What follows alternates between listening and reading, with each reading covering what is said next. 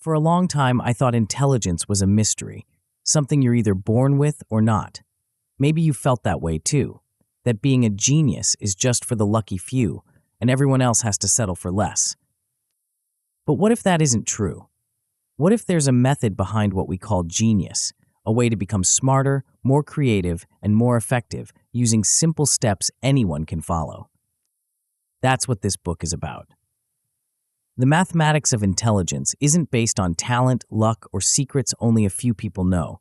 It's built on one big idea. You can improve your results in life by following a clear system, not just hoping for a spark of inspiration. Throughout these pages, you'll see how small actions, like making more attempts, mixing different ideas together, and paying attention to what actually works, can add up to big changes over time. I'll walk you through how to create your own personal formula for breakthroughs and show you how to turn those rare good days into habits you can repeat again and again. Instead of chasing perfection or waiting for inspiration to strike, you'll learn how to make steady progress by focusing on quantity and learning from every try. Along the way, I'll share ways to get helpful feedback and simple tools you can use to track what you're learning so you keep moving forward every day. You'll find easy-to-use templates, weekly action plans, and simple ways to measure what's working for you, even if you doubt your abilities or don't like math. This book is practical. Every idea inside can be put to use right away. You don't need to be a genius to start seeing better results. You just need a system that helps you take action and learn as you go. If you're ready to stop guessing and start growing, you're in the right place. Let's begin. Chapter 1, Genius Formula. The world tells you genius is a gift. Either you have it or you don't. Mozart composed symphonies at 5. Einstein rewrote physics in his 20s. Curie discovered radium through sheer brilliance. The narrative is seductive. Extraordinary people possess something you lack. A spark, a gene, a mystery ingredient that separates the exceptional from the ordinary. Here's the truth. That story is a trap, and it's costing you breakthroughs. Genius isn't mystical, it's mathematical. Intelligence operates like a system with inputs you control and outputs you can predict. The formula is simple: attempts, combinations, time, balance. Master these 4 variables, and you don't hope for brilliance, you engineer it. This chapter dismantles the myths, names the traps, and hands you a scoreboard. By the end, you'll see intelligence not as something you are, but as something you run. The mystique trap. You've been taught to worship talent, the natural, the prodigy, the overnight success. This belief that ability is fixed and opaque is the mystique trap, and it's killing your progress before you start. The symptoms are everywhere. You work in bursts, waiting for inspiration instead of building cadence. You hoard ideas, polishing them in private rather than testing them in public. You confuse motion with progress, filling hours without moving metrics. Perfectionism masquerades as standards. Sporadic effort masquerades as strategy. Meanwhile, the scoreboard stays flat. Run a quick audit right now. How many genuine attempts did you make last week? Not tasks, not meetings. Attempts, distinct trials where you tested an idea, explored a problem, or shipped something small. Count them. Now count your combinations. How many times did you fuse concepts from different domains? Finally, tally your deep time hours, uninterrupted blocks where you protected focus and let compounding happen. If those numbers are low, you're undersampling, and undersampling starves outcomes. The undersampling crisis. Low trial counts throttle your hit rate. It's probability, not personality. If your field has a 10% success rate on new ideas and you only try 3 things per month, you're looking at 1 win every 3 months, if you're lucky. Meanwhile, someone running 12 attempts per month hits once a month. Over a year, that's 12 breakthroughs versus 4. Same talent, different system. Worse, most people don't even run independent trials. They repeat the same attempt in disguise, tweaking variables so slightly that each new effort is just a clone of the last. Hidden correlation kills variance. You think you're diversifying, but you're running the same experiment over and over, expecting different results. Independence tests fix this. Before you start an attempt, ask, Am I changing at least two meaningful variables? Different problem type, different constraint, different domain. If not, you're not exploring, you're spinning. The balance paradox. Even if you fix volume and independence, you'll stall without balance. Over-exploring leads to drift. You chase novelty, never consolidating gains. Every week is a fresh start. Nothing compounds. Over-exploiting breeds stagnation. You optimize the same narrow path until diminishing returns flatten your curve. Both extremes fail. Without time protection, compounding never starts. You can't build on yesterday's work if you don't carve out space to integrate it. Deep blocks, short, sacred, device-free, are non-negotiable. 3 30-minute sessions per day, each with one micro goal, will outperform 8 hours of fragmented hustle. Compounding requires continuity. Continuity requires structure. The cost of inaction. If you don't fix this, you'll plateau. Busy work will masquerade as progress. You'll stay busy, feel productive, and wonder why results flatline. Confirmation bias will harden bad habits. You'll interpret noise as signal, defending routines that stopped working months ago. Motivation will erode because effort without evidence is exhausting. The opportunity cost compounds faster than you think. While you reset, your peers compound. They're not smarter. They're running more trials, mixing more ideas, protecting more time, and balancing better. The tail events in your field, the breakthroughs that define careers, will go to them, not because they're gifted, but because they showed up with volume, variety, and discipline. Your someday projects will become never. The book you'll write, the product you'll launch, the skill you'll master. Someday is a graveyard for undersampled ambitions. Your first pass outcomes. This book gives you a system you can install today. By the time you finish, you'll have drafted your genius equation. You'll set an attempt cadence, say 12 per week across 3 categories: core problems, adjacent domains, and wild experiments. You'll define a combination pipeline, 3 remixes per week where you fuse concepts from different fields. You'll protect compounding time with 5 deep blocks per week, each logged and reviewed. You'll install balance rules. Pick an exploration-exploitation ratio. 30% novelty, 70% execution is a solid default. Schedule chaos windows for randomness and checklist windows for delivery. Add a weekly course-correct review, 10 minutes to check your 2-metric dashboard. That dashboard tracks trials this week and tail candidates created. Trials measure volume. Tail candidates measure upside, the attempts with asymmetric payoff potential. 2 numbers, 1 glance, total clarity. The compounding horizon. Stick with the system, and the results compound. Within quarters, you'll see repeatable breakthroughs, standout results that earn external validation. Peers will cite your work. Clients will adopt your frameworks. Managers will promote you. These aren't flukes. They're the predictable output of a tuned system. Over years, you'll build transferable playbooks. The schemas you develop in one domain will port to others with minimal friction. Ramp-up times shrink. You'll earn credibility as a system thinker, someone who doesn't just solve problems, but designs solutions that scale. Your personal base rate of success will rise because you're no longer gambling on inspiration. You're manufacturing conditions for it. The 6-step architecture. The system has 6 core steps, and the order matters. First, expand attempt volume. More trials raise your odds. Second, engineer smart combinations. Recombination multiplies option space without starting from zero. Third, protect compounding time. Continuity turns effort into equity. Fourth, balance exploration and exploitation.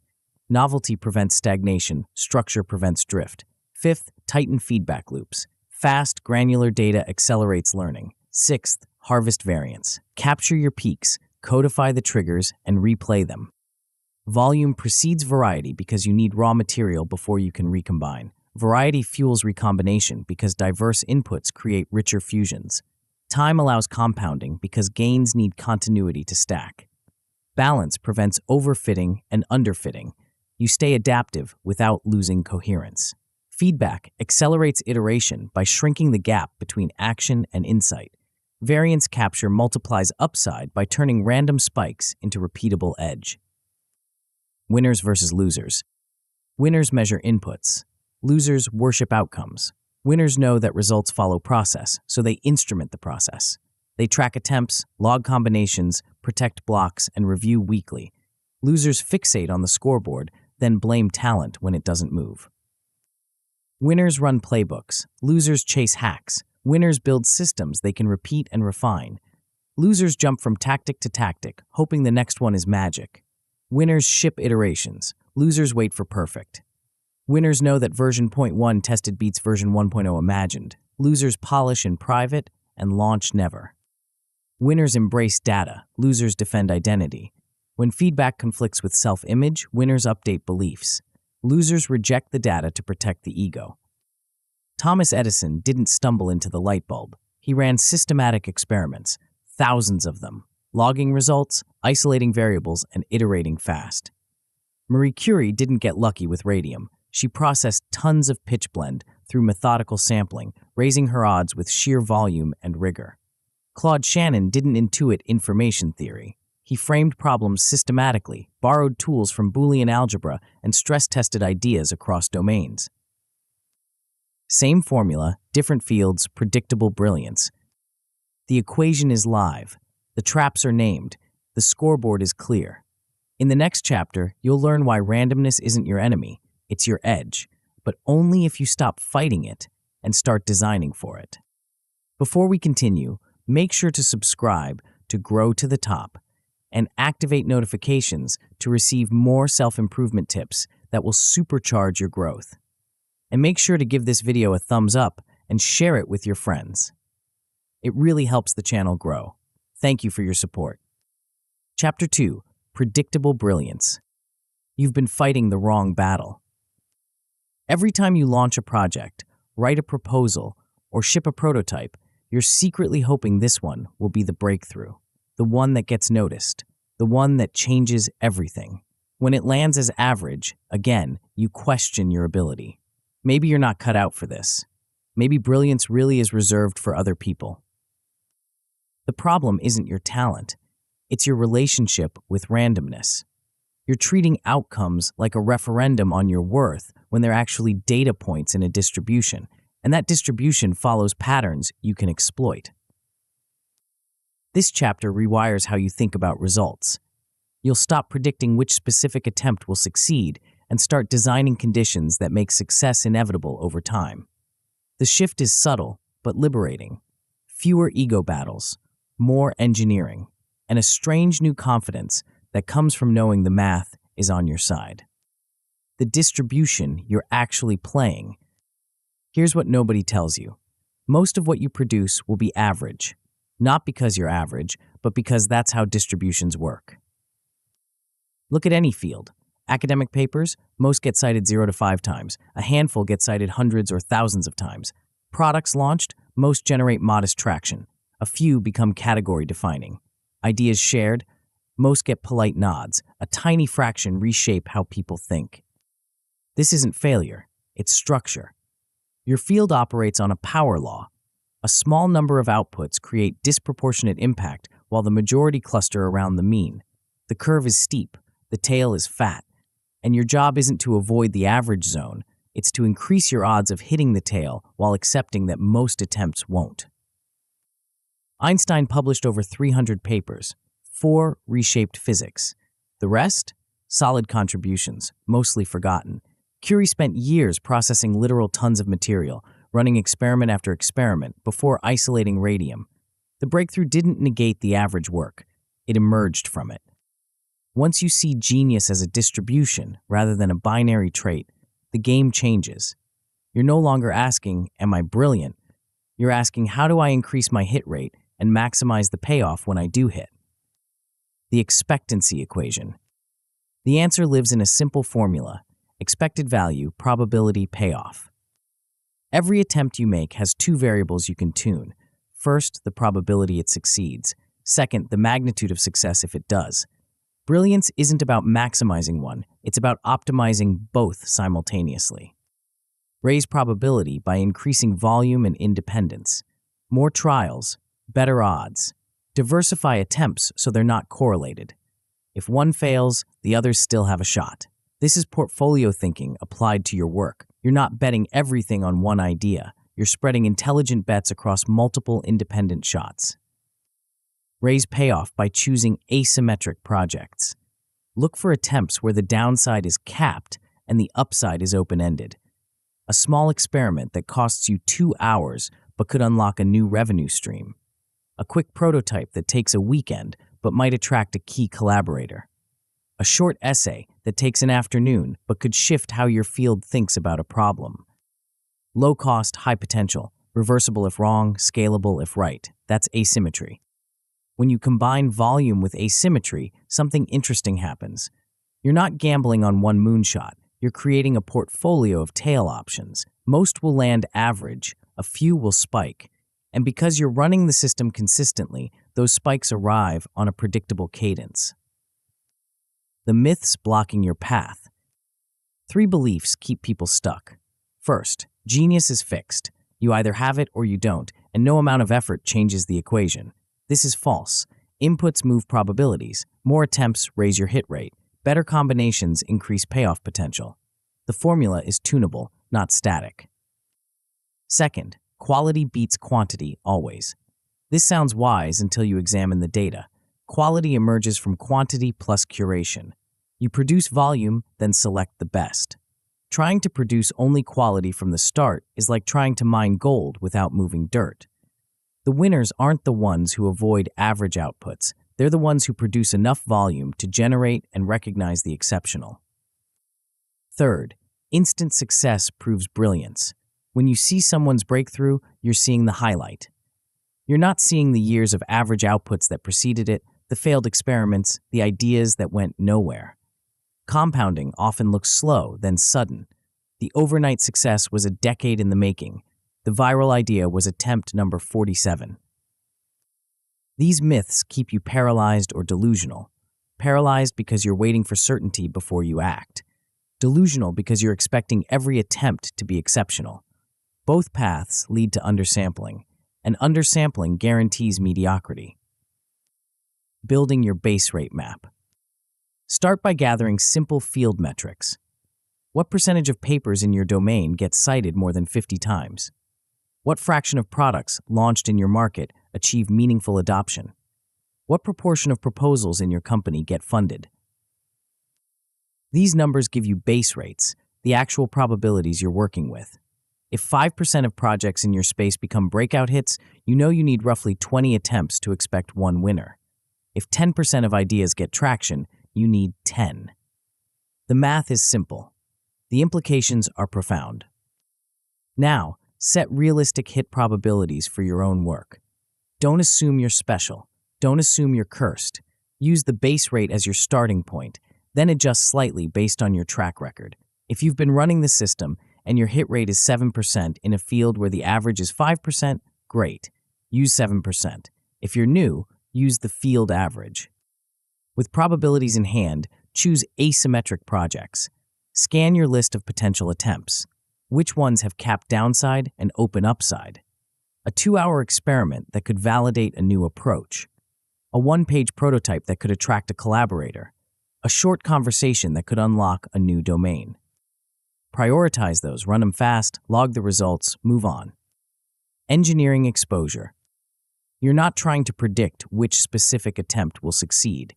You're designing a system that exposes you to enough variance that success becomes statistically likely. Increase independent trials per week. Aim for 10 to 15 attempts across core, adjacent, and wild categories. Each attempt should change at least 2 meaningful variables from the last. Different problem type, different constraint, different context. Independence is the key. Correlated attempts don't increase your odds, they just create the illusion of progress. Place small, repeated tail option bets. Don't wait for the perfect idea.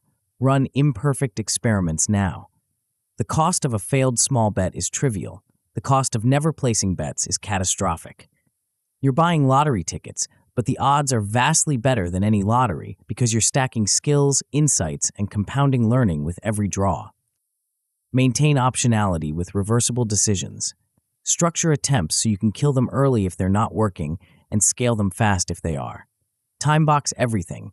Set pass-fail gates up front. If an attempt doesn't clear the gate, archive it, and move to the next. No sunk cost attachment, no ego defense, just data and iteration. Your 2-number dashboard. Track 2 metrics weekly: trials run and tail candidates created. Trials measure volume. How many independent attempts did you make? This is your input metric. It's fully under your control. If the number is low, you know exactly what to fix. Run more experiments. Tail candidates measure upside potential. How many of this week's attempts have asymmetric payoff profiles? How many could become breakout wins if conditions align? This is your exposure metric. It tells you whether you're playing for the right outcomes. 2 numbers, 1 glance. Total clarity on whether you're running the system or just staying busy. Before any big effort, run a pre-mortem and base rate check. Imagine the project has failed. What went wrong? Now compare your assumptions to field base rates. Are you assuming a 50% success rate in a domain where the average is 5%? Adjust. Are you betting everything on one path when you could diversify across 3? Pivot. Install a simple rule. Kill early, scale spikes. If an attempt isn't showing promise by the halfway point, stop. Don't double down on sunk costs. If an attempt is spiking, early traction, unexpected interest, faster progress than expected, clear your calendar and pour resources into it. Capture the momentum while it's live. The outcome ladder. At the good level, you have clear baseline metrics and steady average outputs. You know your field's distribution. You're producing consistently. The work is solid, reliable, professional. This alone puts you ahead of most people who produce sporadically or not at all. At the excellent level, you're generating monthly above-average spikes with lessons codified. 1 attempt per month breaks through, gets noticed, gets adopted, gets cited, and you're capturing the conditions that led to it. You're turning variance into insight, then insight into repeatable process. At the best level, you're hitting quarterly tail events that expand scope, resources, or reputation. Every 3 months, something you produce shifts the game. A paper that reframes a debate, a product that opens a new market, a framework that others build on. These aren't flukes. They're the predictable output of a system designed for exposure and optimized for asymmetry. The traps and fixes. The first trap, chasing unicorns only. You abandon the average output cadence and swing for the fences every time. This feels bold. It's actually reckless. You need the base of steady work to fund the exploration, to build skills, to maintain credibility. The fix, maintain your average output cadence while hunting tails. Deliver the solid work. Place the asymmetric bets. Both. The second trap, ignoring base rates. You assume your project is special, immune to the statistics that govern your field. You're not. The fix, compare your assumptions to domain distributions quarterly. Recalibrate. Stay honest. The third trap, outcome worship. You fixate on results and lose sight of inputs. When outcomes disappoint, you spiral. When they spike, you coast. The fix, instrument inputs and review process, not ego. Did you run the trials? Did you maintain independence? Did you choose asymmetric bets? If yes, the outcomes will follow. If no, fix the inputs. The math doesn't care about your feelings. It rewards volume, independence, and asymmetry. Feed it those inputs, and it returns predictable brilliance over time. In the next chapter, you'll discover the lever that multiplies everything you've just learned, but only if you're willing to treat your work like a portfolio manager treats risk. Chapter 3, Sample Size. The advice sounds simple. Try more things. You've heard it 1,000 times. Ship faster. Experiment more. Fail forward. It's become background noise, motivational wallpaper that changes nothing. Here's why it doesn't work. Try more is vague. How much more? More of what? And how do you know if you're actually trying different things or just repeating the same attempt with minor cosmetic changes? The gap between advice and action is a system. This chapter gives you that system. You'll stop guessing and start running a portfolio with quotas, categories, and clear rules for what counts as a real attempt versus busy work. The shift happens fast. Within a week, you'll feel momentum replace perfectionism. Within a month, you'll see patterns in what works. Within a quarter, you'll have data that changes how you allocate effort forever. But first, you need to understand why volume matters more than you think. The compounding power of attempts. Imagine you're working in a field where 10% of attempts succeed, 1 in 10.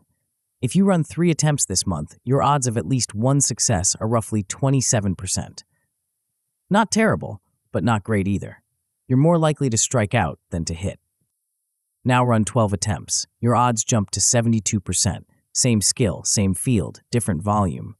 The math is relentless. More independent trials multiply your probability of success faster than any other lever you can pull.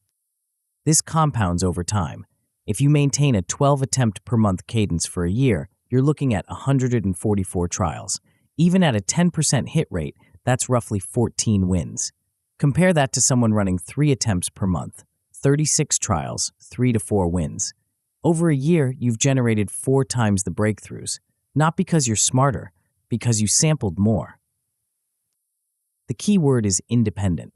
If your 12 attempts are just variations on the same theme, same problem type, same approach, same constraints, you're not actually running 12 trials, you're running one trial 12 times.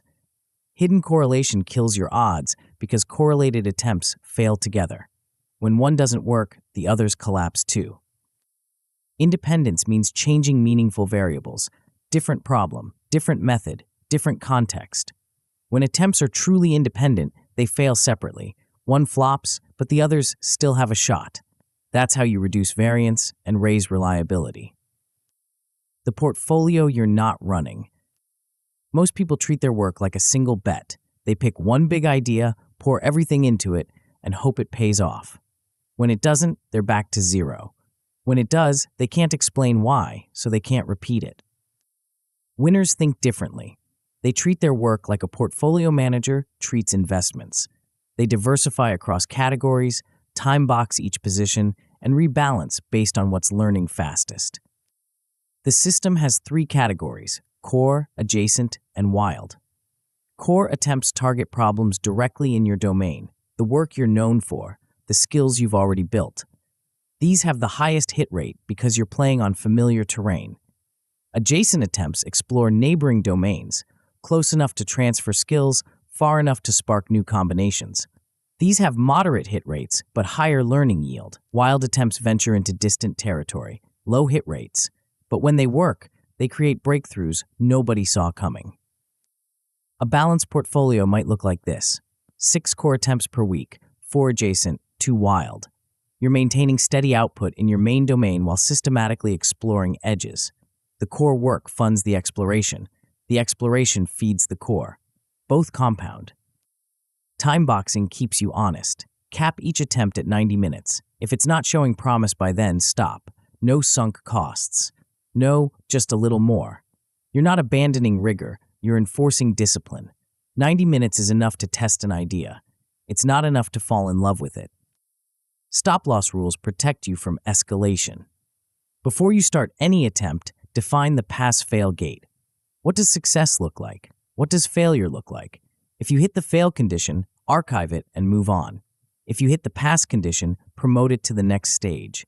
Clear criteria eliminate the emotional fog that keeps people grinding on dead projects. The myths that keep you stuck. The first myth: focus on one big bet. This sounds strategic. It's actually gambling. Concentrated bets have concentrated risk. If your one big idea fails, you've lost months or years. Diversified portfolios reduce variance. You're not diluting focus, you're hedging uncertainty. Some attempts will fail. That's fine. Others will succeed. That's the point. The second myth: more attempts, lower quality. This assumes quality is a fixed resource you divide across attempts. It's not. Quality emerges from quantity plus curation. You produce volume, then select the best. Trying to produce only quality from the start is like trying to write a perfect first draft. It doesn't work. You need material to refine. The third myth: busyness equals progress. You can run 20 attempts per week and learn nothing if they're all shallow, correlated, or unlogged. Only independent logged attempts count. The logging is non-negotiable. If you're not capturing assumptions, tests, results, and next steps, you're not learning. You're just moving. Installing your attempt quota. Start with a weekly target. 12 attempts is a solid baseline. 6 core, 4 adjacent, 2 wild. Adjust based on your schedule and domain, but don't go below 10. Below that, you're undersampling. Above 20, you're probably inflating attempts or burning out. Each attempt gets a 90-minute time cap. Set a timer. When it rings, you're done. This forces clarity. You can't explore every tangent. You have to pick the most promising path and test it fast. The constraint is the point. It prevents perfectionism and forces prioritization. Before you start, define your pass-fail gate. Write it down. One sentence. This attempt succeeds if X happens. It fails if Y happens. X and Y should be observable within the time box. If you can't measure success or failure in 90 minutes, the attempt is too big. Break it down. After each attempt, log it. Use a simple template. What was the assumption? What did I test? What was the result? What's the next step? 5 questions, 5 answers, 2 minutes. This is your learning engine. Without it, you're running trials but not extracting lessons. Promote promising attempts to longer cycles. If an attempt clears the pass gate and shows real potential, give it more time. Archive the rest. No guilt, no second guessing. You tested it, it didn't work, move on. The speed of archiving is as important as the speed of testing. Forcing independence. The hardest part isn't running more attempts, it's running different attempts. Most people think they're diversifying when they're just tweaking variables. Here's the test. Before you start a new attempt, compare it to your last 3. Are you changing at least 2 meaningful variables? If not, you're running a correlated trial. It might feel different, but mathematically, it's not. Meaningful variables include problem type, method, constraint, domain, and context. Changing 1 isn't enough. Changing all 5 is overkill. 2 is the sweet spot. Different problem, same method. Same problem, different constraint. Different domain, different context. The combinations are endless. Day themes help enforce independence. Monday and Tuesday, core attempts. Wednesday and Thursday, adjacent. Friday, wild. The structure prevents drift. You're not randomly jumping between categories. You're systematically rotating through them. The fresh eyes rule adds another layer. After your time box expires, step away. Do something else for at least an hour. Then review your work. Fresh eyes catch assumptions you missed in the moment. They also prevent you from extending the time box just a little more. The break is mandatory. Pair attempts when you're stuck. If you're running similar trials without realizing it, force a pairing rule. Every new attempt must pair with a different input, context, or constraint from a previous attempt. This mechanical forcing function breaks correlation and sparks genuine variety. The outcome ladder. At the good level, you're logging 10 to 15 clean attempts per week. Each one is time-boxed, independent, and documented. You're building a database of what works and what doesn't. This alone separates you from people who try things without structure.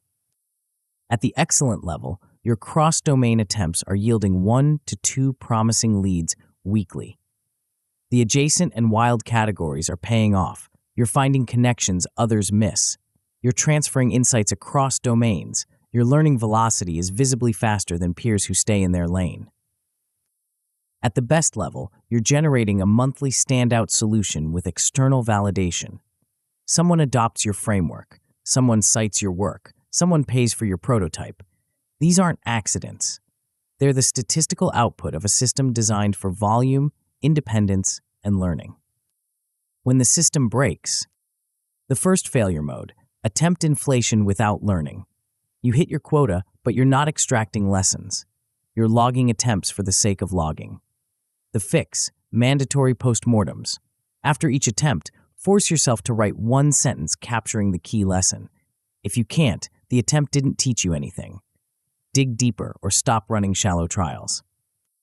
The second failure mode, hidden correlation. You think you're running independent attempts, but they're all variations on the same theme. The fix, change at least 2 variables per new attempt. Make it a rule. Check it before you start. If you can't identify 2 meaningful changes, redesign the attempt. The third failure mode, fatigue and context switching cost. You're running high volume, but the cognitive load is crushing you. The fix, shorter cycles, domain rotation, and recovery microblocks. Don't try to run 12 attempts in one day. Spread them across the week. Rotate domains to give different mental muscles a break. Insert 5-minute recovery blocks between attempts to reset. Thomas Edison didn't stumble into the light bulb. He ran thousands of experiments, logging each one, iterating fast, and archiving failures without attachment. Pixar doesn't greenlight a film after one pitch. They iterate story concepts dozens of times, testing with small audiences, killing weak ideas early, and scaling the ones that resonate. Scientific labs don't run one hypothesis at a time. They run parallel experiments to increase hit rate and compress discovery timelines. Same principle, different domains, predictable results. The system is live. The quotas are set. The categories are clear. In the next chapter, you'll learn how to multiply the value of every attempt you make, but only if you're willing to borrow from places you've never looked before. Chapter 4, Smart Combinations. You're sitting on a gold mine and don't know it. Every framework you've learned, every pattern you've recognized, every heuristic you've internalized, these aren't just tools for the domain where you found them. They're components, primitives, building blocks you can extract, translate, and fuse into something new. Most people treat knowledge like real estate. What you learn in marketing stays in marketing. What you learn in engineering stays in engineering. Domains remain siloed. Insights stay trapped. Meanwhile, the breakthroughs that reshape fields almost always come from somewhere else. Someone who saw a pattern in one domain and asked, "What if this works over here too?" This chapter teaches you to think like a combinatorial engineer. You'll stop starting from zero and start mining proven components. You'll build a parts bin, run systematic fusion experiments, and stress test hybrids on small problems before scaling. The method is deliberate, the results compound, and the cognitive load drops because you're reusing what already works instead of reinventing it. But first, you need to see why most breakthroughs aren't inventions, they're recombinations. The recombination advantage. When Claude Shannon founded information theory, he didn't invent new mathematics. He took Boolean algebra, a system for logical operations, and mapped it onto electrical circuits.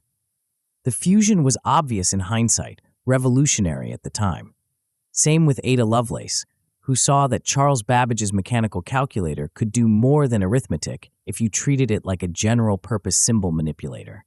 She combined mathematics with mechanical design and foresaw programmable computation a century early. These weren't acts of pure creation, they were acts of translation. Take a proven structure from domain A, map it onto domain B, and see what emerges. The power isn't in the individual components, it's in the combination. Reuse accelerates innovation because you're not building from scratch. You're starting with tested primitives and exploring how they interact. Transfer multiplies impact because one insight can port across multiple domains. And combinations hedge risk. You're running many small fusions, knowing most will fail, but a few will unlock leverage you couldn't access any other way. The math is simple. If you have 10 frameworks in your toolkit and you start combining them pairwise, you have 45 possible fusions. Add a third element and the number explodes. Most combinations will be useless. Some will be interesting. A few will be transformative. Your job isn't to predict which, it's to test enough combinations that the winners reveal themselves. Building your idea parts bin. Start by cataloging what you already know. Not everything, just the primitives. A primitive is a framework, pattern, or heuristic that's portable. It has clear structure, defined boundaries, and proven utility in at least one domain. Examples. The scientific method is a primitive. So is the 80-20 principle. So is feedback loops, compound interest, network effects, and constraint theory. These aren't vague concepts. They're operational models you can apply, test, and refine. Go through your last year of work. What frameworks did you use repeatedly? What patterns kept showing up? What heuristics guided decisions? Write them down. Give each one a name. Describe it in 2 sentences, what it is and what it does. Now tag each primitive by domain and function. Domain tells you where it came from. Economics, biology, engineering, psychology. Function tells you what job it performs. Optimization, prediction, constraint handling, pattern matching. The tags aren't academic, they're search filters. When you face a new problem, you'll scan your parts bin by function first, then check if any domain has a relevant primitive. The final step is tracking transfer coefficients. This is a simple rating. How easily does this primitive port to other domains? High transfer primitives work almost anywhere with minimal adaptation. Low transfer primitives are domain-specific and break when you move them. Medium transfer primitives need translation but remain useful. You'll learn transfer coefficients through testing. Every time you try to apply a primitive in a new domain, note whether it worked, partially worked, or failed. Over time, you'll know which tools are universal and which are niche. That knowledge is leverage. The myths blocking fusion. 3 beliefs keep people from recombining. First, invention must be from scratch. If you're borrowing from other domains, you're not being original. This is false. Novel recombination is still originality. You're not copying, you're translating. The value isn't in the components, it's in the synthesis. Second, borrowing is copying. This confuses reuse with plagiarism. When you take a framework from one domain and apply it to another, you're not stealing, you're adapting. Translation and integration create value. The work is in the mapping, the testing, and the refinement. Third, far analogies always fail. If 2 domains are too distant, the analogy breaks down and you get nonsense. This is partially true but misses the nuance. Overdistant analogies do distort reality, but there's an optimal near-far distance that yields insight without distortion. Too close and the analogy is trivial, too far and it's meaningless. The sweet spot is adjacent domains, close enough to share structure, far enough to spark novelty.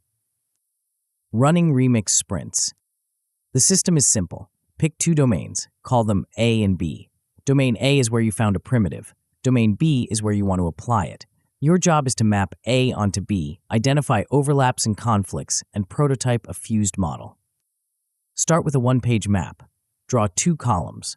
On the left, list the key elements of the primitive from domain A. On the right, list the corresponding elements in domain B. Look for overlaps, places where the structures align. Note conflicts, places where they clash. Identify gaps, elements in A that don't exist in B, or vice versa. The map forces clarity. You're not vaguely gesturing at similarities. You're translating term by term, structure by structure. If you can't map it, you can't fuse it. Once the map is complete, prototype a fused model. This isn't a final product, it's a sketch, 1 page, a rough integration of A and B that highlights the core idea. Don't polish it, don't perfect it, just get the concept down. Now test it. Within 24 hours, apply the fused model to a small problem in domain B. Not a major project, a micro-test. Can you solve a simple case? Does the fusion hold under scrutiny? If yes, you have a viable recombination. If no, you've learned where the analogy breaks. Both outcomes are useful. Run 3 remix sprints per week. That's 150 per year. Most will fail. A handful will work. A few will become signature tools you use for years. Maintaining analogy cards. For each successful fusion, create an analogy card. This is a lightweight record, 1 index card or 1 note in your system. 4 fields: source domain, target domain, mapping rules, and limits. Source domain is where the primitive came from. Target domain is where you applied it. Mapping rules are the translations you made, how you converted terms, structures, and constraints from A to B. Limits are the boundaries, where the analogy breaks, what it can't explain, when to stop using it. After each test, update the transfer coefficient. Did the primitive port easily, or did it require heavy adaptation? High transfer tools get used more often. Low transfer tools get archived or refined. Archive failed fusions with reasons. This prevents you from repeating mistakes. If you tried to map concept X onto domain Y and it didn't work, write down Y. 6 months later, when you're tempted to try again, you'll have a record that saves you time. The cards compound. After a year, you'll have dozens of proven fusions. After 3 years, you'll have a personal library of hybrid frameworks nobody else has. That's your edge. Tricks for cleaner fusions. Schema then variation is a forcing function. Establish a base template first, a clean, minimal version of the fused model. Then twist 1 variable at a time. This prevents you from creating Frankenstein models with too many moving parts. Start simple. Add complexity only when the base version fails. Bridge lists accelerate translation. Some domains have known translators, concepts that naturally map between fields. Graph theory translates to social networks. Thermodynamics translates to information theory. Evolution translates to cultural change. Keep a running list of these bridges. When you're stuck on a mapping, check if a bridge concept exists. The minimal rules principle keeps models clean. After you prototype a fusion, prune it. Remove every non-essential rule. If the model still works without a component, delete that component. Simplicity isn't just aesthetic, it's functional. Simpler models are easier to test, easier to communicate, and easier to scale. The outcome ladder. At the good level, you're generating 3 to 5 viable recombinations each week. Not all of them are breakthroughs, but they're all testable. You're building a pipeline of hybrid ideas and learning which fusions have legs. At the excellent level, you're landing 1 cross-domain win per month that saves 10 to 20% of effort or time. A framework from domain A solves a persistent problem in domain B. A pattern from field X accelerates progress in field Y. The wins are tangible, measurable, and repeatable. At the best level, you've created a signature hybrid framework that others adopt or cite. You've fused 2 domains in a way nobody else saw, and the result is useful enough that it spreads. This is how you build a reputation as a system thinker, not by inventing from scratch, but by recombining with precision. When fusions fail, the first failure mode, shallow mapping, leads to brittle ideas. You map surface features but miss the deep structure. The fusion looks good on paper but collapses under stress. The fix, translate core terms precisely and test with edge cases. Don't just check if the analogy works in the average case, check if it holds at the extremes. The second failure mode, over-distant analogies distort reality. You pick 2 domains so far apart that the mapping is forced. The result is poetic but useless. The fix, calibrate analogy distance. If the domains are too far, add an intermediate bridge concept. Go from A to C via B. The extra step preserves fidelity. The third failure mode, Frankenstein models with too many parts. You fuse 3, 4, 5 primitives into one model, and it becomes unwieldy. Nobody can use it, including you. The fix, enforce minimality. After every fusion, run a subtraction test. Remove 1 component. Does the model still work? If yes, keep it removed. Repeat until you can't subtract anymore. Claude Shannon didn't just mash Boolean algebra and circuits together. He carefully mapped logical operations onto electrical states, tested the translation with simple circuits, and refined until the model was both rigorous and practical. Ada Lovelace didn't vaguely gesture at computation. She translated mathematical operations into mechanical steps, identified the limits of the machine, and articulated what it could and couldn't do. Modern policy teams blend behavioral economics with public interventions by mapping cognitive biases onto decision points, prototyping nudges, and measuring compliance before scaling. Same method, different domains, predictable leverage. The parts bin is built, the sprints are running, the cards are logged. In the next chapter, you'll discover how to bend time itself, but only if you're willing to let go of the idea that more hours equal more progress. Chapter 5, Compounding Curves. You're putting in the hours. The calendar is full. The effort is real. But the results aren't matching the input. 6 months ago, you were making visible progress every week. Now, you're grinding just to stay level. The plateau feels personal, like you've hit your ceiling, like maybe you're not cut out for this after all.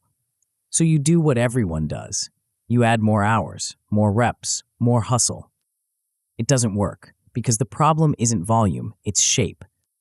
Progress doesn't follow a straight line.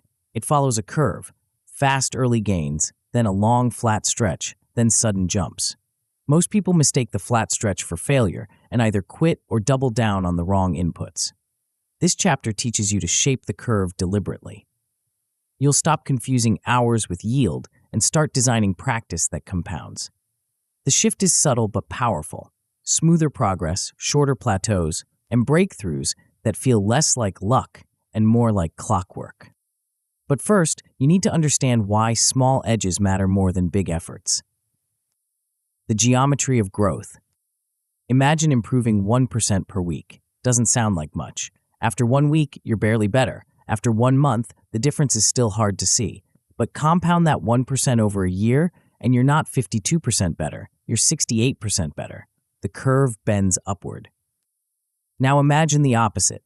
Grinding 8 hours a day on poorly structured practice. You're busy. You're tired. But if the practice doesn't compound, if today's work doesn't build on yesterday's, you're running in place. Hours become a vanity metric. Effort becomes theater.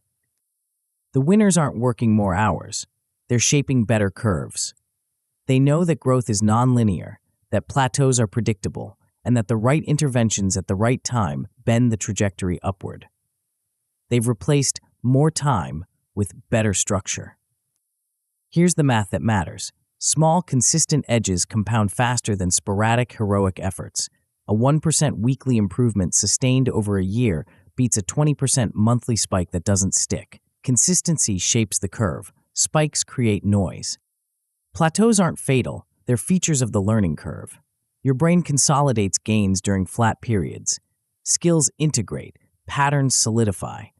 The plateau isn't stagnation. It's preparation for the next jump, but only if you keep the right inputs flowing. The trap is tying your identity to pace instead of process. When progress slows, you panic. You question your ability. You abandon the system. The fix: expect lulls, plan interventions, and keep your identity anchored to inputs you control, not outcomes you don't. Deliberate design, not dumb repetition. Most practice is structured like this. Pick a skill, do it repeatedly, hope it improves. This works for beginners, it fails for intermediates. Once you've cleared the initial learning curve, dumb repetition hardens errors instead of fixing them. You get faster at doing it wrong. Deliberate practice is different. It's designed to compound. You're not just repeating, you're spacing, interleaving, and calibrating difficulty to stay inside the productive struggle zone. Spacing means revisiting skills at intervals that fight forgetting.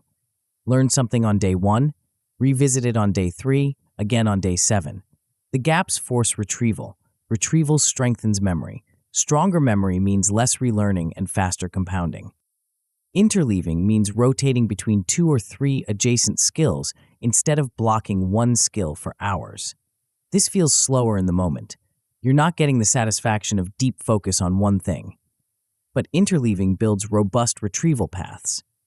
Your brain learns to recognize when to deploy each skill, not just how to execute it in isolation. Calibrated difficulty keeps you in the sweet spot. 70 to 85% success rate. Too easy and you coast. Too hard and you thrash. The zone between boredom and burnout is where plasticity peaks. You're struggling just enough to adapt without frying. Weekly snapshots detect curve shifts before they become crises. Every Saturday, plot the last 7 days. Are you improving, stalling, backsliding? If the curve is flat, tweak one input. If it's dropping, intervene harder. If it's rising, protect what's working. The myths killing your curve. The first myth: grind equals growth. More hours, more reps, more intensity.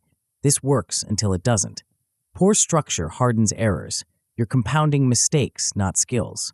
The grind becomes a trap. You're too tired to think clearly, too invested to stop, and too proud to admit the system is broken. The second myth: linear time yields linear skill. You assume that if you put in 10 hours this week, you'll be 10% better. But growth is S-curved and stepwise. Early gains are fast because you're climbing from zero. Middle gains are slow because you're consolidating. Late gains are sudden because disparate skills click into place. The curve isn't smooth. Expecting it to be sets you up for frustration. The third myth: plateaus mean failure. You hit a flat stretch and interpret it as evidence you've maxed out. This is false. Plateaus precede breakthroughs when inputs change. The plateau is your brain integrating what you've learned. If you keep feeding it the right inputs, spacing, interleaving, calibrated difficulty, the next jump is coming. If you panic and abandon the system, you reset to zero. Installing deep blocks. The foundation of compounding practice is protected time. Not long marathons, short sacred blocks where you do one thing with full attention. 3 30-minute sessions per day, device-free, no notifications, no multitasking, just you and the skill. This isn't about grinding for hours, it's about creating conditions where learning sticks.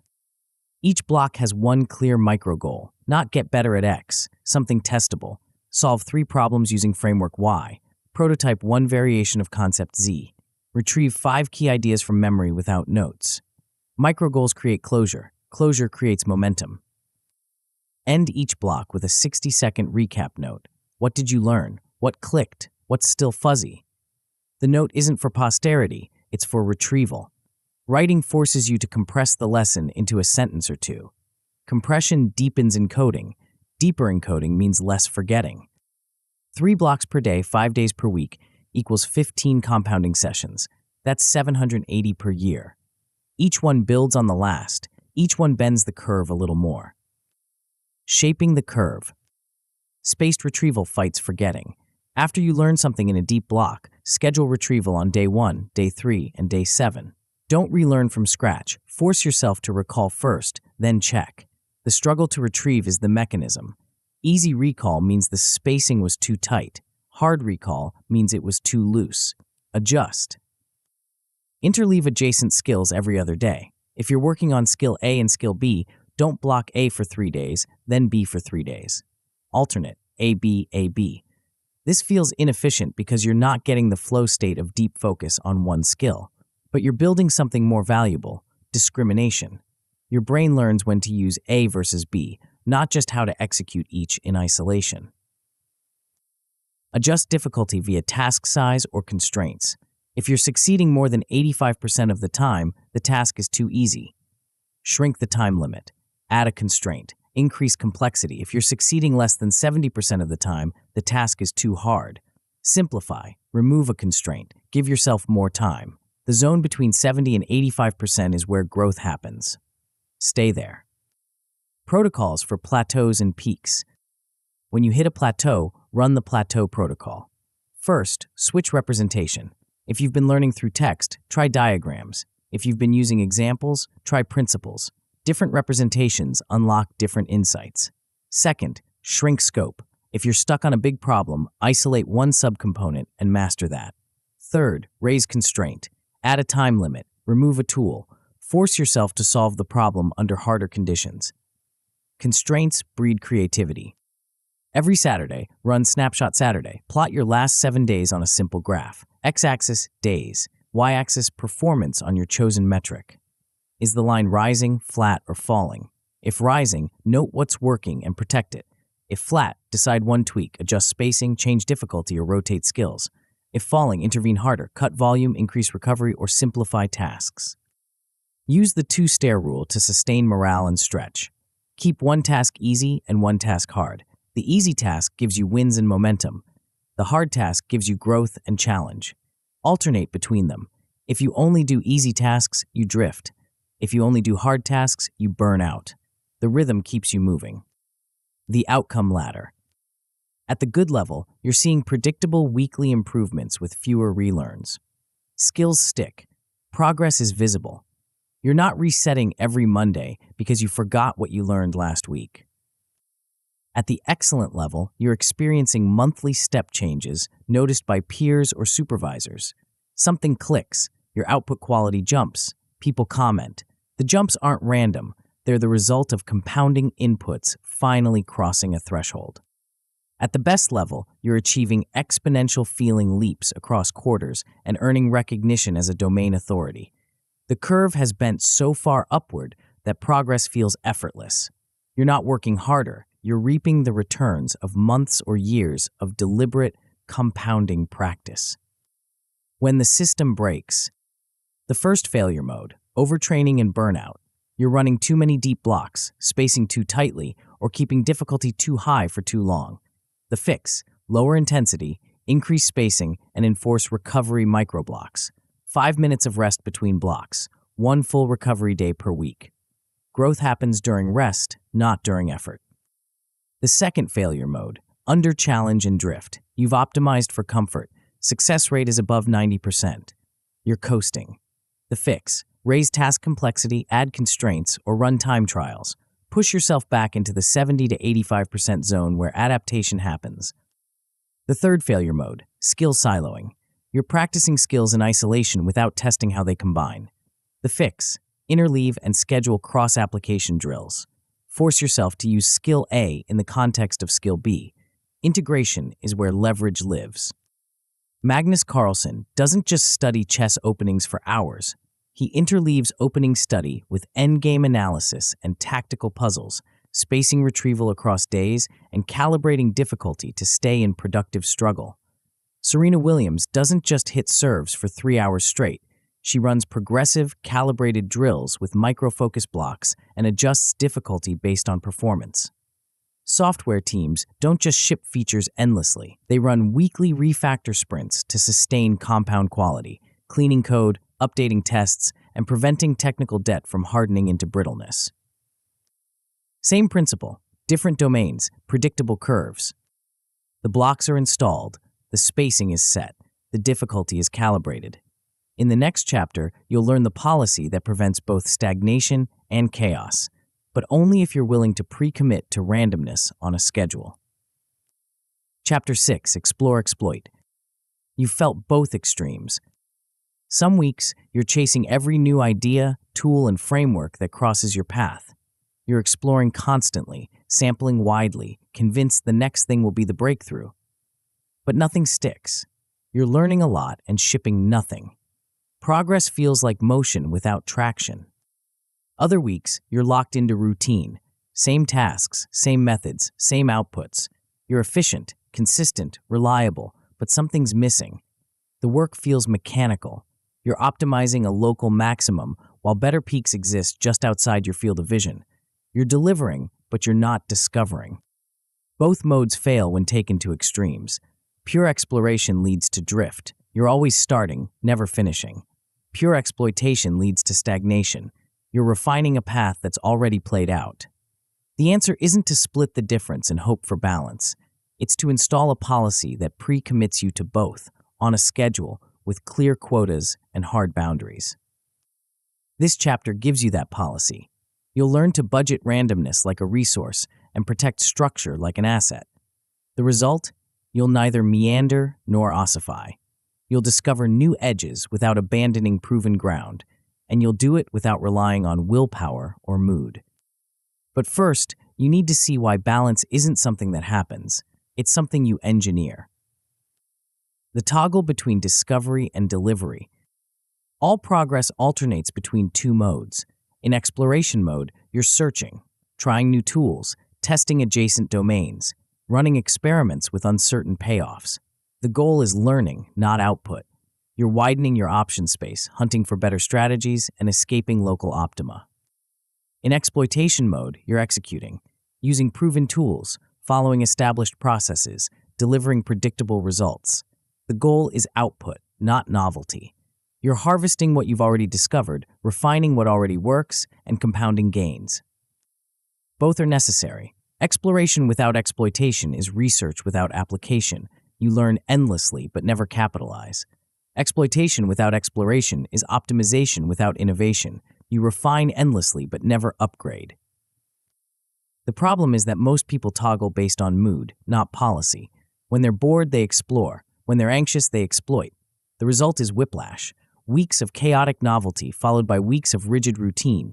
No compounding, no coherence, just oscillation. Pre-commitment beats willpower. Instead of deciding each day whether to explore or exploit, you decide once and lock it in. You allocate percentages, schedule windows, and enforce quotas. The decision is made, the calendar is set, you just execute. The 70-30 operating rule. Here's the default split: 70% exploitation, 30% exploration. 70% of your time goes to proven methods, checklists, standard operating procedures, frameworks you've already validated. 30% goes to adjacent skills, new tools, and wild ideas. The ratio isn't arbitrary. It's calibrated to sustain delivery while funding discovery. 70% keeps you shipping. Clients get served. Projects get finished. Reputation stays intact. 30% keeps you fresh. You're testing upgrades, exploring edges, and preventing the slow calcification that kills long-term growth. If results stall, swap the ratio for 1 week. Go 30-70, mostly exploration, minimal exploitation. This forces you out of the rut. You're hunting for the next S-curve, not polishing the current plateau. After 1 week, revert. The temporary inversion is a circuit breaker, not a new default. The split applies to time, not tasks. You're not trying to make every task 70% routine and 30% novel. You're allocating blocks. Monday through Wednesday, mostly exploitation. Thursday and Friday, mostly exploration. Or mornings for exploitation, afternoons for exploration. The structure is flexible, the quota is not. The myths that break balance. The first myth, always be exploring. This sounds adventurous. It's actually reckless. Novelty without consolidation erases gains. You learn something new, get excited, then abandon it before it compounds. A year later, you've sampled 100 things and mastered none. Exploration needs exploitation to turn discoveries into assets. The second myth, routines kill creativity. This assumes structure and creativity are opposites. They're not. Structure frees cognitive bandwidth. When the basics are automated, your brain has space for insight. Routines don't kill creativity. They protect it by eliminating decision fatigue on low-value choices. The third myth, balance will happen naturally. It won't. Without quotas, extremes dominate. You'll drift toward whichever mode feels safer in the moment. If you're risk-averse, you'll overexploit. If you're novelty-seeking, you'll overexplore. Natural balance is a fantasy. Engineered balance is a system. Budgeting entropy. Exploration isn't vague wandering. It's controlled randomness. You're injecting entropy into the system to escape local optima, but you're doing it on a schedule with clear boundaries. Set an entropy budget, 2 45-minute chaos windows per week. During these windows, you explore deliberately. No agenda, no deliverables, just exposure to new domains, tools, or ideas. The randomness is the point. Use a dice roll or randomizer to pick the domain or tool. This removes choice paralysis and forces genuine novelty. You're not exploring what feels comfortable. You're exploring what the system selects. Roll a die. 1. Read a paper from an adjacent field. 2. Test a new software tool. 3. Sketch a wild recombination. 4. Interview someone outside your domain. 5. Prototype a contrarian idea. 6. Revisit an archived attempt with fresh constraints. Hard stop after 45 minutes. No extensions. No just a little more. The time box is sacred. At the end, log insights in 3 bullets. What you learned, what surprised you, and whether to keep or kill the thread. Most threads get killed. A few get promoted to the next exploration window. 1 or 2 per quarter become permanent additions to your toolkit. The chaos windows aren't wasted time. They're insurance against obsolescence. They're how you discover the tools, frameworks, and ideas that will define your next growth phase. But they only work if you protect the other 70% for exploitation. Fortifying execution. Exploitation isn't mindless repetition, it's disciplined delivery. You're using proven methods to ship predictable results, and you're protecting that process from drift. Install crits, critical routine integrity tests. These are weekly checks to ensure your core routines haven't degraded. Are you still running your deep blocks? Are you still logging attempts? Are you still spacing retrieval? Crits catch backslide before it compounds. Use pre-flight checklists and post-flight reviews. Before you start a task, run a 30-second checklist. Goal clear, tools ready, distractions blocked. After you finish, run a 30-second review. Goal met, lessons captured, next step defined. The rituals are minimal, but they prevent the slow erosion of standards that turns good systems into sloppy habits. The one-breath brief adds clarity. Before any task, state the goal, the metric, and the deadline aloud in one breath. Finish draft, 1,200 words by 3 p.m. Speaking it forces precision. Precision prevents scope creep. Scope creep is the silent killer of exploitation mode. Tricks for sustainable balance. Friday Frontier is a simple rule. Exploration only on Fridays. The rest of the week is exploitation. This gives you a predictable rhythm. Monday through Thursday, you're delivering. Friday, you're discovering. The cadence prevents both drift and stagnation. Sunday setup blocks next week's exploit blocks. Spend 15 minutes on Sunday evening scheduling your core work. Block the time. Define the deliverables. Protect the structure. When Monday arrives, you're not deciding what to do. You're executing what you've already committed to. One novelty in, one novelty out prevents bloat. Every time you add a new tool, framework, or process from exploration, remove one old one. Your toolkit stays lean. Lean toolkits are faster to deploy and easier to maintain. Bloated toolkits create decision paralysis and maintenance overhead. The outcome ladder. At the good level, you're achieving consistent delivery with occasional novelty wins. Your core work ships on time. Your exploration windows surface 1 or 2 useful ideas per month. You're not stagnating, and you're not drifting. At the excellent level, you're landing monthly upgrades to your core workflow from exploration finds. A new tool shaves 20% off a recurring task. A framework from an adjacent domain solves a persistent problem. Your exploitation mode gets better because your exploration mode is feeding it. At the best level, you're opening new product lines or research directions with durable advantage. An exploration thread becomes a breakthrough. You're not just optimizing the current game, you're discovering new games to play. And because you've maintained exploitation discipline, you have the resources and credibility to capitalize. When the policy breaks, the first failure mode, perma-exploration. You're running chaos windows every day, nothing ships, clients get frustrated, managers lose confidence. The fix, enforce exploit quotas and tie them to visible output. You don't get to explore unless you've delivered. Make exploitation the unlock for exploration. The second failure mode, perma-exploitation. You've canceled chaos windows for 3 months straight. You're efficient but stale. The fix, mandatory chaos windows with rotation. You can't skip them, and you rotate the exploration focus. This week tools, next week domains, the week after wild ideas. Rotation prevents the exploration from becoming another routine. The third failure mode, noise creep.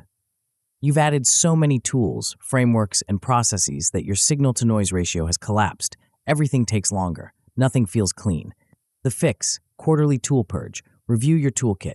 Kill anything you haven't used in 90 days. Restore high SNR inputs by cutting low-value complexity. Google's 20% time strategy institutionalized exploration. Engineers spent 1 day per week on projects outside their core work.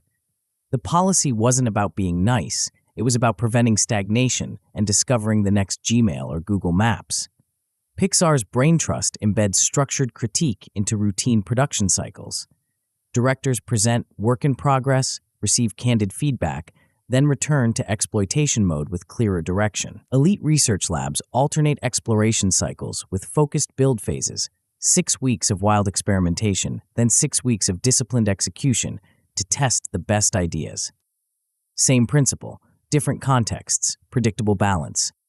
The entropy budget is set, the exploit blocks are locked, the quotas are clear. In the next chapter, you'll discover how to collapse the gap between action and insight, but only if you're willing to treat every move as a hypothesis worth testing. Chapter 7, Feedback Loops. You launch, you wait, you hope. The project goes live, the proposal gets submitted, the prototype ships. Then silence. Days pass, maybe weeks. You check for signals, downloads, replies, adoption, but the data trickles in slowly, ambiguously. By the time you know whether it worked, you've moved on to the next thing.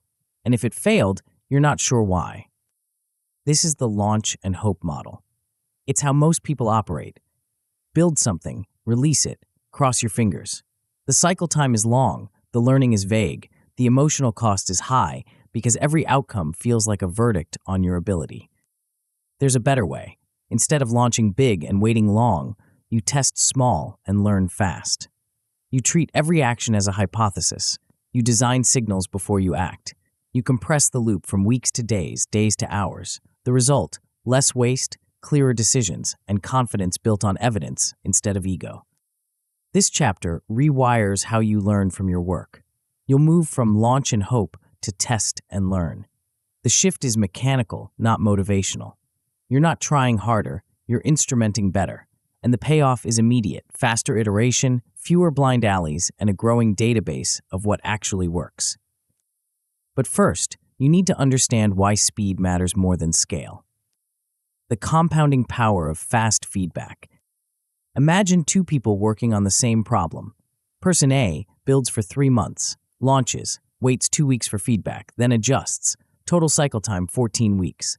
Person B builds for 1 week, tests, gets feedback in 2 days, adjusts, and repeats. In the same 14 weeks, person B has run 10 cycles, 10 rounds of learning, 10 opportunities to course correct. Same calendar time, radically different learning velocity. Fast feedback compounds because each cycle informs the next. You're not guessing, you're updating beliefs based on evidence. Small, frequent samples reduce the variance of your estimates. You know what works not because you theorized it, but because you tested it, and you caught errors early when they were cheap to fix instead of late when they're expensive or fatal. The emotional benefit is underrated. When feedback is fast, failure stings less. You didn't invest months, you invested days. The sunk cost is minimal. The lesson is clear. You adjust and move on. When feedback is slow, failure feels personal. You poured everything into it. The ambiguity lingers. The doubt compounds. Fast feedback also builds confidence through evidence. You're not hoping your approach works. You know it works because you've tested it 5 times this week. That evidence-based confidence is durable.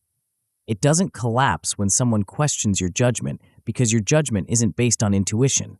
It's based on data. Hypothesis velocity and information throughput. The core idea is simple. Treat every action as a testable claim, not a hunch, not a hope, a hypothesis with a clear prediction and a measurable outcome. Before you act, write down the claim. If I change X, then Y will improve by Z. The specificity forces clarity. Vague claims produce vague feedback. Precise claims produce actionable data. Next, design the signal before you act. What metric will tell you if the hypothesis is true or false? How will you measure it? When will you check?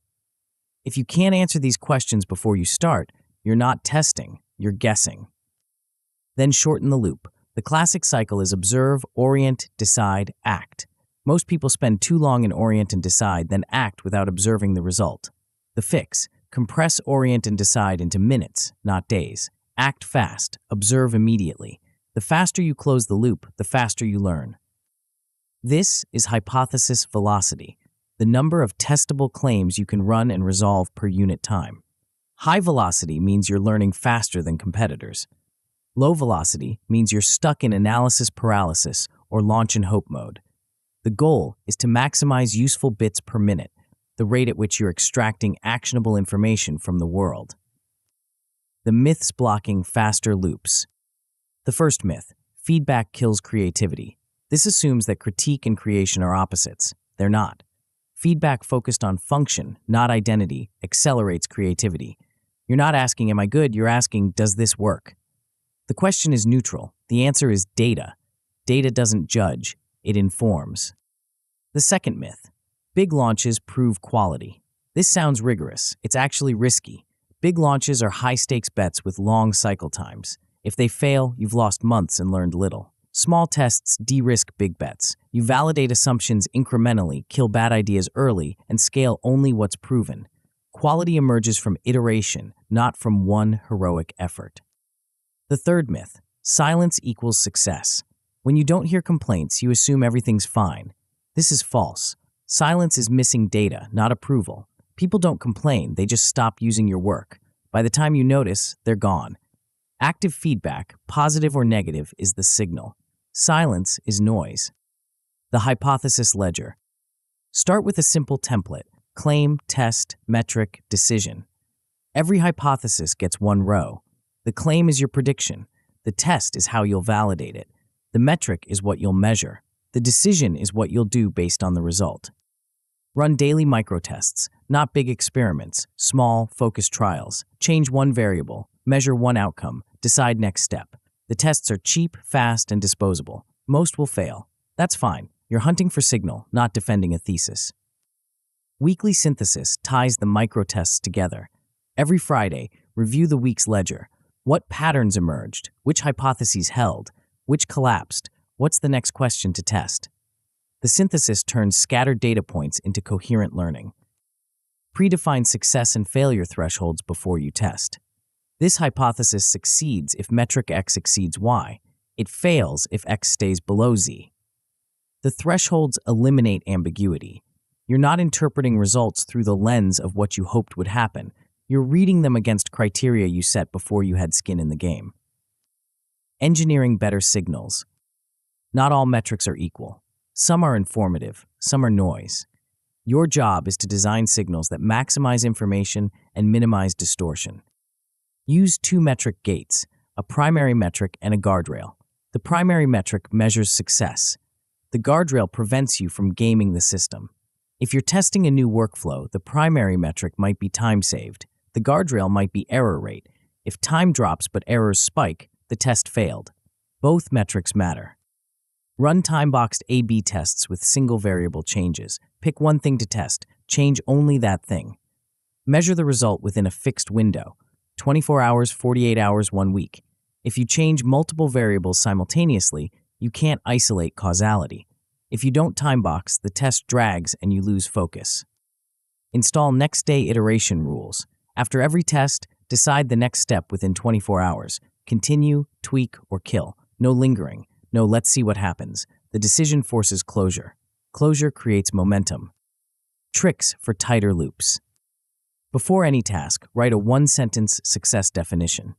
This task succeeds if I finish X by Y with quality Z. Speaking it aloud adds accountability. Writing it down adds clarity. The sentence becomes your North Star. When you're tempted to drift, you check the sentence. If the drift doesn't serve the goal, you cut it. Public review cadences defeat avoidance. Schedule feedback sessions in advance. Tell someone when you'll share results. The pre-commitment removes the option to hide. You can't avoid feedback if you've already promised to seek it. And public accountability raises the quality of your preparation. You're not just testing for yourself, you're testing for an audience. The stoplight board is a visual decision tool. Green, continue as is. Yellow, tweak one variable. Red, kill and move on. After every test, assign a color. The board gives you a snapshot of your portfolio. Too much green and you're not exploring enough. Too much red and your hypotheses are poorly calibrated. The right mix is mostly yellow with occasional green and red. The outcome ladder. At the good level, you're achieving daily micro-learning with fewer blind alleys. Every day, you're testing something. Every test teaches you something. You're not wandering, you're navigating with data. At the excellent level, you're seeing weekly performance jumps tied to specific tests. You tested a new approach on Monday. By Friday, it's measurably better. You know exactly which change caused the improvement because you isolated variables. The jumps aren't random, they're engineered. At the best level, you've built a rapid iteration culture with external validation. Clients notice your responsiveness. Peers cite your speed. Users adopt your work because it evolves faster than alternatives. You're not just learning fast, you're shipping fast, and the market rewards it. When loops break. The first failure mode, vague metrics and shifting goals. You start a test with one definition of success, then change it midstream when the data doesn't look good. The fix, define success in one sentence and lock it before you act. No revisions, no reinterpretations. The metric is the metric. The second failure mode, feedback avoidance due to ego. You're afraid the data will prove you wrong, so you delay the test or ignore the results. The fix, pre-commit to review times with neutral framing. You're not testing yourself, you're testing the hypothesis. Separate identity from outcome. The data isn't about you, it's about the work. The third failure mode, overfitting to metrics. You optimize so hard for the primary metric that you break everything else. The fix, include a qualitative check alongside quantitative metrics. Does the result feel right? Does it align with long-term goals? And rotate metrics quarterly to prevent tunnel vision. SpaceX doesn't build one rocket and hope it works. They build, test, explode, learn, and iterate at a pace that makes traditional aerospace look frozen. Amazon doesn't guess which features customers want. They run disciplined A/B tests, measure adoption, and kill losers fast while scaling winners. Elite coaches don't wait until the end of the season to adjust. They use micrometrics, split times, form checks, recovery rates to make real-time adjustments that compound into championship performance. Same principle, different domains, predictable acceleration. The ledger is open, the signals are designed, the loops are tight. In the next chapter, you'll learn how to turn your best days into repeatable systems, but only if you're willing to stop treating peaks as accidents. Chapter 8, Variance Harvesting. You've had those days. Everything clicks, ideas flow, problems that stumped you for weeks suddenly unravel in minutes. You ship more in 4 hours than you normally do in 4 days. The work feels effortless, the output exceptional. You finish the day energized, not drained. Then it's gone. The next day, you're back to normal. Average effort, average results. You try to recreate the magic, but you can't pinpoint what made yesterday different. Was it sleep? Timing? Luck? You don't know. So you shrug it off as a fluke and move on. This is the mistake that costs you breakthroughs. Peak days aren't accidents. They're high-signal events. They reveal conditions that unlock your best work. Most people treat them like weather. Random, uncontrollable, fleeting. Winners treat them like data. They capture the conditions, analyze the inputs, and engineer systems to summon peaks more often. This chapter teaches you to harvest variance instead of wasting it. You'll stop averaging everything and start exploiting spikes. You'll build a peak log, install a capture kit, and turn your best days into repeatable playbooks. The result, your baseline rises because you're reusing proven triggers, and your ceiling rises because you're scaling what already works. But first, you need to see why peaks matter more than you think. Why tails drive everything. In most domains, a small number of outputs create disproportionate impact. One paper gets cited 1,000 times while the rest gets cited 10. One product generates 80% of revenue while the others break even. One insight reshapes a field while dozens fade into obscurity. This isn't failure, it's structure. Your work follows a power law. The tail events, the peaks, drive the majority of your results. One peak day can outweigh dozens of average days. One breakthrough can define a career. The problem is that most people don't capture peaks. They experience them, enjoy them, then let them evaporate. No record, no analysis, no replication. The peak becomes a memory instead of an asset. Captured peaks become repeatable edge. When you log the conditions that produced a spike, you can test whether those conditions are causal or coincidental. If they're causal, you can recreate them. If they're coincidental, you avoid wasting effort chasing false patterns. Either way, you're learning. Missed peaks are irrecoverable opportunity cost. You can't go back and bottle yesterday's flow state. You can't reverse engineer last month's breakthrough if you didn't record what led to it. The data is gone. The leverage is lost.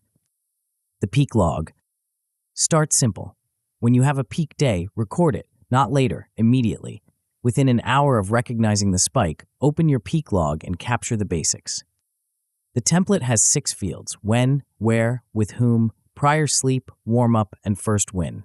When tells you time of day and day of week. Where tells you environment, home, office, coffee shop, library. With whom tells you whether you were solo or collaborative. Prior sleep estimates rest quality. Warm-up describes what you did in the 30 minutes before the peak started. First win captures the initial task that triggered momentum. Tag each entry with 3 additional markers: energy level, time of day, and task type. Energy is subjective: high, medium, low. Time of day is objective: morning, midday, afternoon, evening. Task type categorizes the work: creative, analytical, execution, communication. The tags let you filter and search later. Review the log weekly. Every Saturday, scan the last 7 days. Did you have a peak? If yes, what patterns do you see? If no, what's missing? The review turns scattered entries into visible trends. After a month, you'll have enough data to spot correlations. After a quarter, you'll have enough to test causality.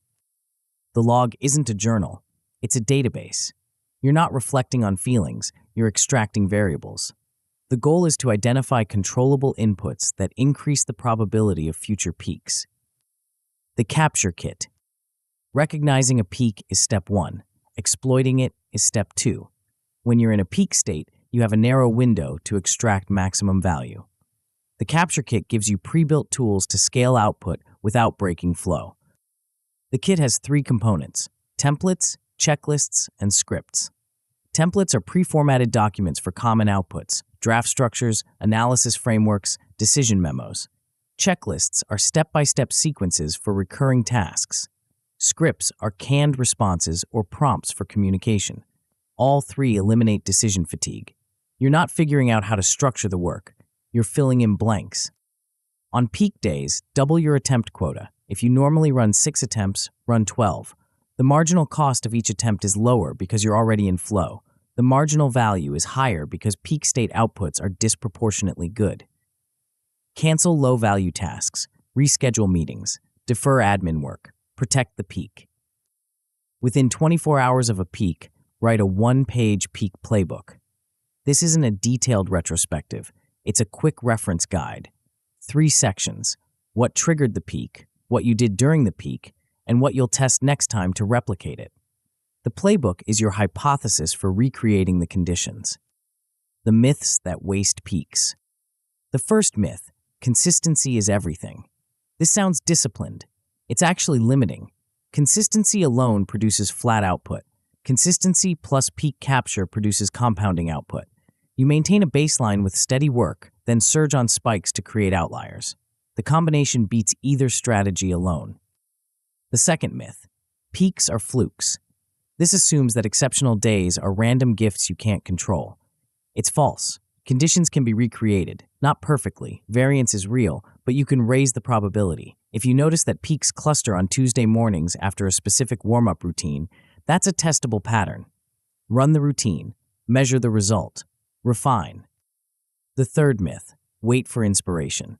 This treats peaks as external events you passively receive. It's backwards. You can design triggers to summon flow more often, specific music that primes focus, a warm-up drill that activates the right mental state, an environment that minimizes friction. Triggers aren't magic, they're cues that shift probability in your favor. Green light days and peak triggers. Install a green light protocol. When you recognize a peak starting, energy high, ideas flowing, friction low, immediately shift your calendar. Move high-value tasks to now. Defer everything else. The protocol is pre-decided, so you're not debating whether to act. You're executing a standing order. Green light days are rare, maybe once or twice per month, but they're predictable enough to plan for. Keep a running list of high-leverage tasks that are ready to execute, but not time-sensitive. On green light days, pull from that list. You're not scrambling to figure out what to work on. You're deploying preloaded ammunition. Peak triggers are environmental or behavioral cues that increase the odds of flow. Some are universal: uninterrupted time, clear goals, immediate feedback. Others are personal: a specific playlist, a particular location, a warm-up ritual. The only way to discover your triggers is to log peaks and hunt for patterns. Test triggers systematically. If you notice that 3 of your last 5 peaks happened after a 10-minute walk, run the experiment. Take a 10-minute walk before your next deep block. Measure whether performance improves. If yes, you've found a trigger. If no, you've ruled out a false pattern. Both outcomes are useful. The 3 replicates rule prevents overgeneralization. Don't institutionalize a trigger after one success. Replicate it 3 times under varied conditions. If it works all 3 times, it's probably causal. If it works once and fails twice, it was noise. The rule protects you from building rituals around coincidences. The outcome ladder. At the good level, you're recognizing peaks and saving artifacts. You notice when you're in a peak state. You capture notes, drafts, recordings, whatever you produce during the spike. You're not letting the work evaporate. You're preserving it for later use. At the excellent level, you're turning peaks into reusable frameworks and templates. The one-off insight becomes a repeatable process.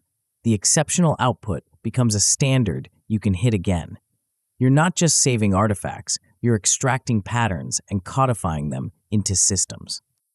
At the best level, you're building signature systems and assets that others adopt or cite. Your peak-derived frameworks spread beyond your own work.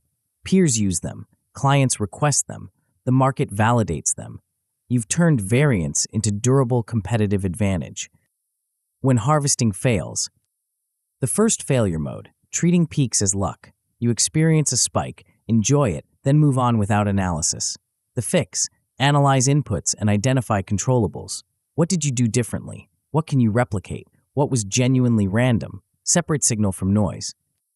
The second failure mode, overgeneralizing one spike. You have one great day, assume you've cracked the code, and build an elaborate ritual around it. Then it doesn't work again. The fix, replicate 3 times under varied conditions before institutionalizing. 1 success is a data point. 3 successes is a pattern. The third failure mode, burnout from overexploiting peak days. You push so hard during spikes that you crash afterward. The fix, time cap sprints and schedule recovery microblocks. Even on peak days, enforce a hard stop after 4 to 6 hours of intense work. The next day, insert a recovery block, light tasks, admin work, or rest. Peaks are sprints, not marathons. Beyoncé doesn't record albums continuously. She runs concentrated creative sprints, intense bursts of studio time where she captures dozens of tracks, then steps back to curate and refine. The sprints produce leverage. The gaps prevent burnout. Paul Graham's maker schedule protects peak focus blocks by eliminating meetings and interruptions during core creative hours. The structure isn't about working more. It's about protecting the conditions where exceptional work happens. Research groups that study hot streaks in scientific careers find that breakthroughs cluster during specific periods when conditions align: collaboration intensity, resource availability, and problem clarity. The groups that capture those conditions into lab protocols can trigger hot streaks more reliably. Same principle, different contexts, predictable peaks. The log is open, the kit is ready, the triggers are tested. In the final chapter, you'll learn how to start the system today, but only if you're willing to commit to motion over perfection. Check now. You've reached the end, but this isn't where the book closes. It's where your system opens. Everything you've read so far is inert until you move. The formula is clear, the methods are proven, the playbooks are ready. But none of it matters if you close this book, nod in agreement, and return to the same patterns that brought you here. This chapter has one job: convert ideas into motion. Not someday, not when conditions are perfect, today, right now. You'll pick one problem, one remix, one schedule tweak, and one feedback loop to install before the day ends. Momentum beats perfection. Action beats analysis. The point is to exit with a cadence, not just notes. Here's what you've learned. Here's what it unlocks. Here's what you do next. The system in summary. Genius is a process, not a person. You've seen the formula: attempts, combinations, time, balance. 4 inputs you control, 4 levers you can pull today. Attempts raise your hit rate through volume and independence. More trials, better odds. Combinations multiply option space by fusing proven components across domains. Reuse beats reinvention. Time allows compounding through spacing, interleaving, and calibrated difficulty. Small edges stack. Balance prevents drift and stagnation by pre-allocating exploration and exploitation. Structure protects focus. Randomness sparks discovery. You've also learned 2 systems that amplify the formula. Feedback loops shrink cycle times and raise clarity. You test fast, learn fast, and adjust fast. Variance harvesting captures peaks and turns spikes into repeatable playbooks. Your baseline rises, your ceiling rises. Both compound. Finally, you've seen how distributions work.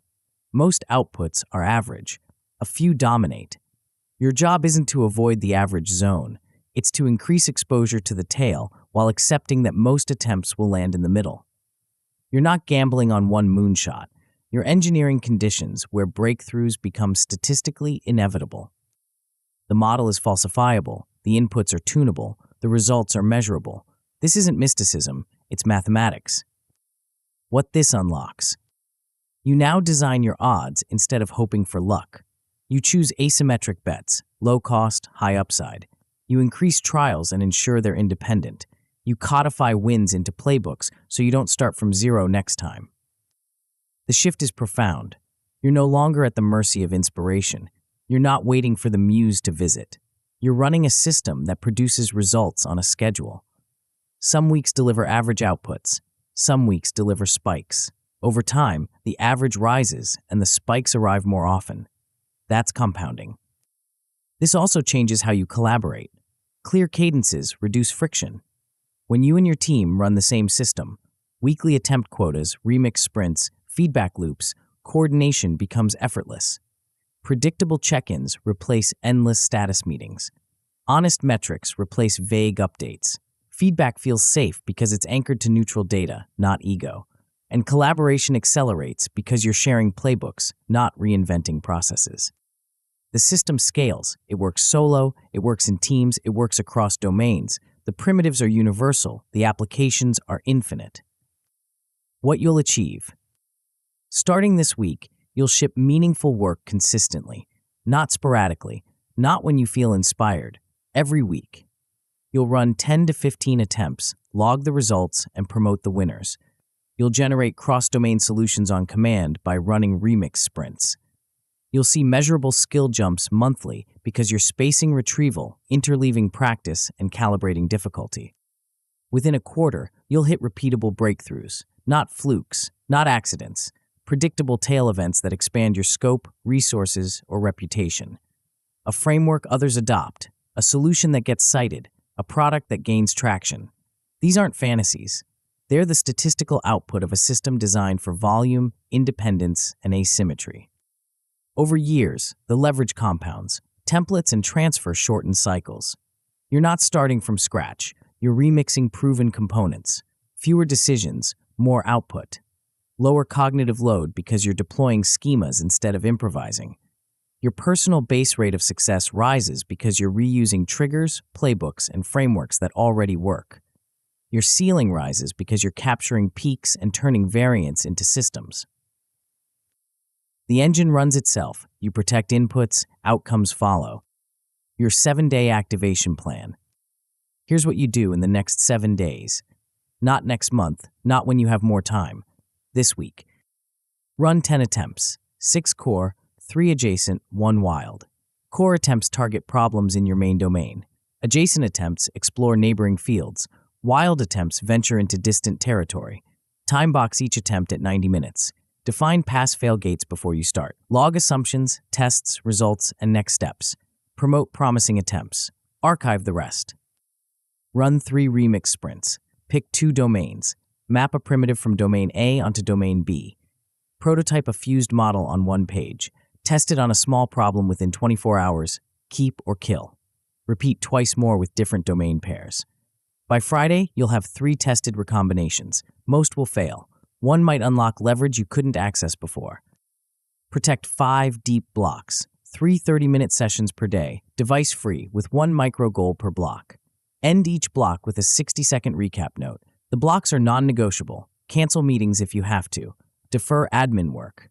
Protect the time. Schedule 2 chaos windows, 2 45-minute exploration sessions this week. Use a randomizer to pick the domain or tool. No agenda, no deliverables, just exposure. Hard stop after 45 minutes. Log insights. Decide keep or kill. Run 1 daily microtest. Every day, test 1 hypothesis. Write the claim. Define the metric. Measure the result. Decide next step. The tests are small, fast, and disposable. You're building hypothesis velocity, not defending a thesis. Start 1 peak log entry. If you have a peak day this week, capture it immediately. Record when, where, with whom, prior sleep, warm-up, and first win. Tag energy, time of day, and task type. If you don't have a peak, that's fine. The log is ready when the spike arrives. Run a Friday review, 15 minutes. Plot your attempts, remixes, deep blocks, chaos windows, and microtests. What worked? What didn't? What's the 1 tweak for next week? The review closes the loop and sets the cadence. That's it. 7 days, 10 attempts, 3 remixes, 5 deep blocks, 2 chaos windows, 1 daily test, 1 peak entry, 1 review. The plan is tight. The commitment is clear. The momentum is immediate. The identity shift. Here's the deeper payoff. This system rewires who you are. Right now, you might see yourself as someone who occasionally has good ideas, sporadically ships work, and hopes for breakthroughs. That identity is passive. It's fragile. It collapses under pressure. Run this system for a month and your identity shifts. You become the person who runs the system. You're not hoping for results. You're engineering conditions that produce them. You're not waiting for inspiration. You're designing triggers that summon it. You're not defending your ego. You're updating beliefs based on evidence. This identity is durable. It doesn't collapse when a project fails because failure is expected. It's data. It doesn't inflate when a project succeeds because success is the output of a process you can repeat. The system is the constant. Outcomes are the variable. Over time, the identity becomes self-reinforcing. You ship, you learn, you repeat. Each cycle strengthens the belief that you're the kind of person who does this. That belief shapes behavior. Behavior produces results. Results reinforce belief. The flywheel spins faster. Practice turns into probability. Probability turns into results. Results reinforce identity. That's the real formula. No gatekeepers. The final truth: there are no gatekeepers between you and this system. You don't need permission. You don't need credentials. You don't need resources you don't already have. You need a timer, a notebook, and the willingness to start. That's it. The attempts don't require a lab. The remixes don't require a team. The deep blocks don't require a fancy office. The feedback loops don't require expensive tools. The peak log doesn't require software. You start the engine by running one attempt today. You protect the blocks by canceling one low-value meeting this week. You stack the odds by logging one hypothesis and testing it tomorrow. You build your tail by running the system consistently, not perfectly. Perfection is the enemy. It's the excuse that keeps you from starting. It's the trap that keeps you polishing instead of shipping. The system doesn't require perfection. It requires motion. Imperfect action beats perfect inaction every single time. So here's the final challenge. Be the person who ships, learns, and repeats. Not someday, today. Pick one attempt from your backlog. Time box it for 90 minutes. Define the pass-fail gate. Start the timer. Go. When the timer rings, log the result. Then pick the next attempt. Then the next. By the end of the week, you'll have run 10 trials. By the end of the month, you'll have run 40. By the end of the quarter, you'll have data that changes how you work forever. The formula is live. The system is yours. The only question left is whether you'll run it. The answer determines everything.